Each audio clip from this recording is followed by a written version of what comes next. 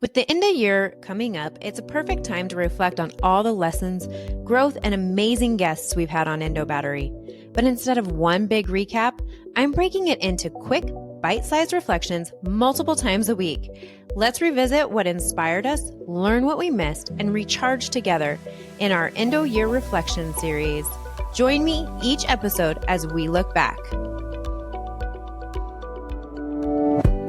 Welcome to Endo Battery, where I share my journey with endometriosis and chronic illness while learning and growing along the way. This podcast is not a substitute for medical advice, but a supportive space to provide community and valuable information so you never have to face this journey alone. We embrace a range of perspectives that may not always align with our own, believing that open dialogue helps us grow and gain new tools. Join me as I share stories of strength, resilience, and hope, from personal experiences to expert insights. I'm your host, Alana, and this is Endo Battery, charging our lives when endometriosis drains us. Welcome back to Endo Battery. As we continue in our Endo Year Reflection series, I just want to say it is such a pleasure to look back with you. When I look back at episode 168, my conversation with Dr. Melissa McHale stands out as one of those episodes that made me laugh and think deeply. Sometimes at the exact same moment. This episode came together after we had met at the Endometriosis Summit. But if I'm being honest, it was her Home Depot video that really hooked me. It was funny, relatable, and somehow managed to explain endometriosis in guy terms, which, let's be real, is no small feat. But when we sat down to record, we quickly realized what we were both most passionate about addressing. We hear all the time, you need to find an excision specialist. But what does that actually mean? Because that phrase gets thrown around a lot, and it's incredibly broad. And far too often, people get left thinking they're in expert hands when they're not. What Dr. McHale did so brilliantly was name something many of us feel but struggle to articulate. A lot of patients are being misdiagnosed, mistreated, and misunderstood, not necessarily because doctors are malicious, but because they lack the education and training specific to endometriosis. And yes, sometimes we get played. She used humor to talk about something serious.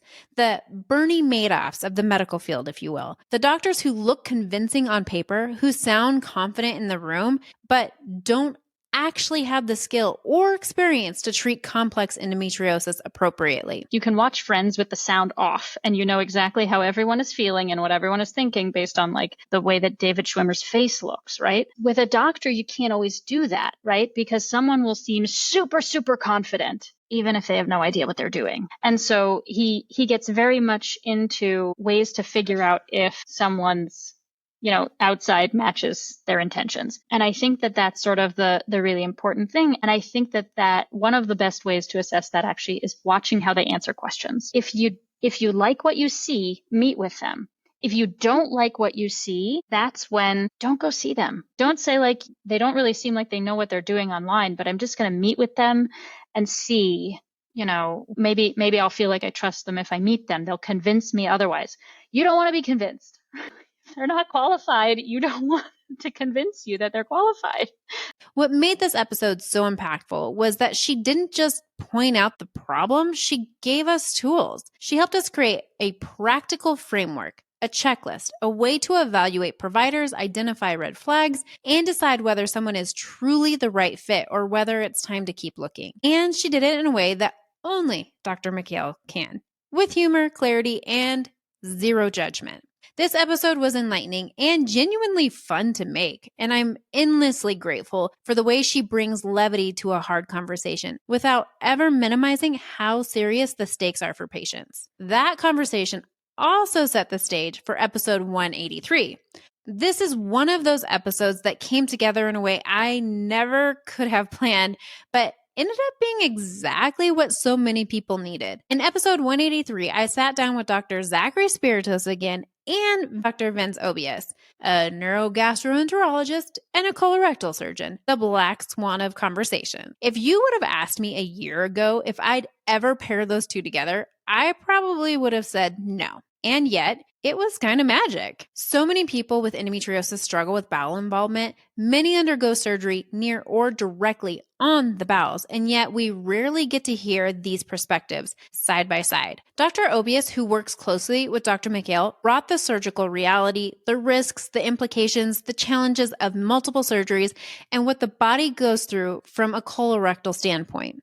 Dr. Spiritos brought the functional neurogastroenterology lens. What happens before surgery? What might be contributing to symptoms? And what we may be missing when everything's being attributed to endometriosis. And together, they created a conversation that was layered, nuanced, and incredibly impactful. I will say that every time I'm in a case, especially now working with Dr. Vargas and Dr. McHale, their success rates in finding nodules and involvement of the bowel is like 100%. So whenever, and like we had mentioned and discussed earlier, sadly, most of the surgeries I'm involved, there's been previous surgery, it's just sad to see. Oh, honestly, the gynecologist did the right thing. Rather than tackle this complex nodule on the rectum and have a complication that's just terrible, don't do anything, document it, get it to an expert. But yeah, I mean, when they're having post-surgical, and there's usually because of endometriosis that's been left behind, sometimes inadvertently and regrown, and sometimes they knew it and they're like, look, I'm not gonna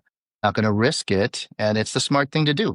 Understanding that, they're a little bit out of their element. The patient is not aware a big surgery can happen. And it's better to just, get out, let them recover quickly. But it's very frustrating, honestly, for the patients who are like, they came in, they were hoping to have one procedure, they're hoping to have this done, taken care of, and they've been told, we couldn't do it all, but there's also a worse situation and you may need even more advanced, extensive stuff. So yes, I absolutely have seen it. And the majority of the time it's because of there's endometriosis being there. We want to make sure their mast cell is under as best control as possible preoperatively. There's always, I tend to reach out to the surgeon to discuss the case and just say, hey, this is how I would think about this specific patient, whether they're hypermobile and they need a neck brace during a surgery because they have a lot of craniocervical instability. Yeah. Do they have POTS and just need do they really need to be fluid resuscitated before the case and really just make sure that they're adequately hydrated? If they have mast cell activation syndrome, there's certain anesthetics that tend to flare mast cells and postoperative narcotics like morphine that tend to be more aggravating for mast cells. And there's also a dialogue like, what happens if they have a huge flare and go in anaphylactic shock? Like, we should probably have like steroids and, H1 and H2 blockers ready to go in case that happens. And so I have a protocol that I've adopted from other mast cell clinicians. And I often will reach out to the surgical team and say, this is kind of what I would do and how I would approach this patient kind of perioperatively and intraoperatively just to get the best outcomes. Yeah. Yeah. Honestly, like the way Zach pointed out, it's important to emphasize that when you're dealing with something like endometriosis that can affect so many different areas, colon, rectum, diaphragm, bowel, bladder, it's multidisciplinary. Just like when I deal with rectal cancer, we have radiologists, oncologists, radiation oncologists. We have a variety of people on the team to discuss it. And so endometriosis, especially complex stuff, is starting to lean that way, where you have multidisciplinary teams talking about it so that we don't miss things. I received so many messages leading up to this episode after the first conversation that I had with Dr. Spiritos. People asking, who do we listen to? What direction do we go? What are we missing? And these episodes didn't just offer simple answers, but it offered something better. Context. It showed us that two very different specialties can coexist, collaborate, and ultimately serve patients better when they're willing to listen to one another. What ties Dr. McHale, Dr. Spiritos, and Dr. Obius together is this. They think outside the box. They approach complex, misunderstood, and often dismissed conditions with curiosity, compassion, and willingness to keep learning. They see patients not as a problem to solve, but as a human to care for. And in the world where so many people with chronic illness feel overlooked or minimized, that matters more than we can say. I am deeply grateful for these conversations and for the way that these providers continue to advocate, innovate, and raise the standard of care for this community. And as a gift to you for your holiday survival guide, this is what I want to impart. Celebrate the small wins. You showered. Great. Check. You're dressed. Wonderful. Check. You're thriving.